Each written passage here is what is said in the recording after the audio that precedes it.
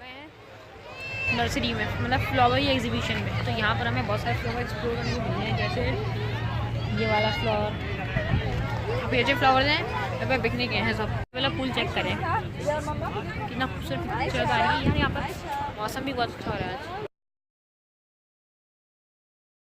यहाँ पर ऐसे फूल देखने को मिल रहे हैं जो हमने पहले कभी भी नहीं देखे थे, जो आप देखे हैं। जैसे यहाँ सब फूल सजे हुए हैं।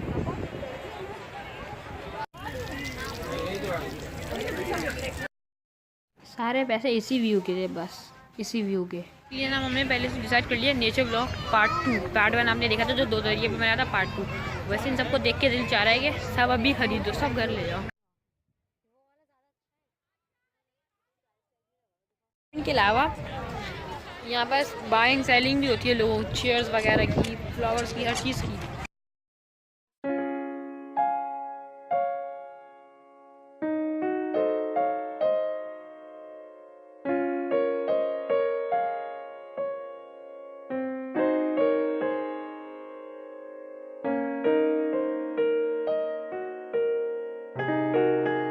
इतने से पेड़,